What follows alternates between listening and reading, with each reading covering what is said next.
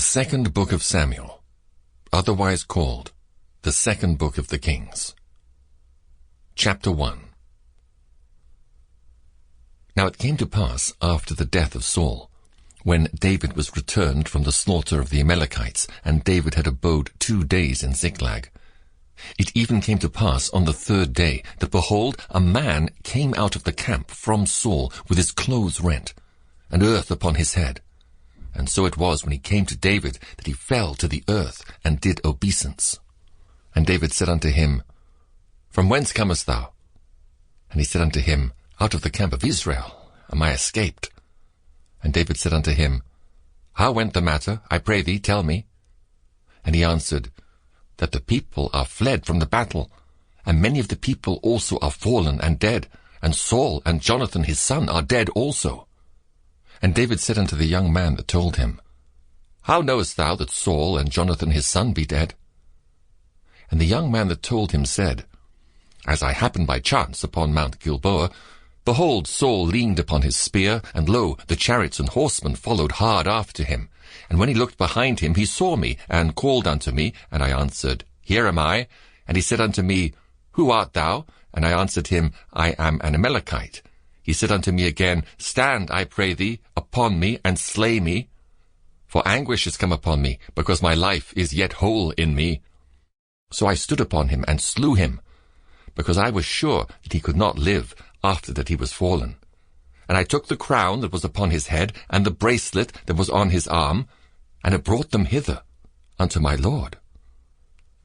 Then David took hold on his clothes, and rent them, and likewise all the men that were with him.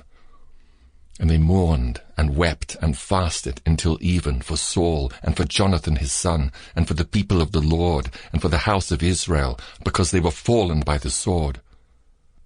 And David said unto the young man that told him, Whence art thou? And he answered, I am the son of a stranger, an Amalekite. And David said unto him, How wast thou not afraid to stretch forth thine hand to destroy the Lord's anointed? And David called one of the young men, and said, Go near, and fall upon him. And he smote him that he died. And David said unto him, Thy blood be upon thy head, for thy mouth hath testified against thee, saying, I have slain the Lord's anointed. And David lamented with this lamentation over Saul, and over Jonathan his son. Also he bade them teach the children of Judah the use of the bow. Behold, it is written in the book of Jasher. The beauty of Israel is slain upon thy high places. How are the mighty fallen! Tell it not in Gath, publish it not in the streets of Askelon, lest the daughters of the Philistines rejoice, lest the daughters of the uncircumcised triumph. Ye mountains of Gilboa, let there be no dew, neither let there be rain upon you, nor fields of offerings. For there the shield of the mighty is vilely cast away, the shield of Saul, as though he had not been anointed with oil. From the blood of the slain, from the fat of the mighty, the bow of Jonathan turned not back, and the sword of Saul returned not empty. Saul and Jonathan were lovely and pleasant in their lives, and in their death they were not divided. They were swifter than eagles, they were stronger than lions. Ye daughters of Israel, weep over Saul, who clothed you in scarlet with other delights, who put on ornaments of gold upon your apparel. How are the mighty fallen in the midst of the battle! O Jonathan, thou wast slain in thine high places. I am distressed for thee, my brother Jonathan. Very pleasant hast thou been unto me.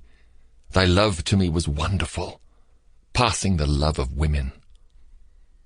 How are the mighty fallen, and the weapons of war perished!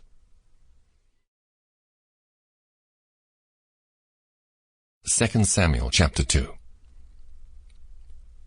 And it came to pass after this that David inquired of the Lord, saying, Shall I go up into any of the cities of Judah?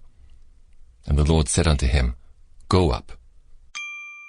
Sample complete. Ready to continue?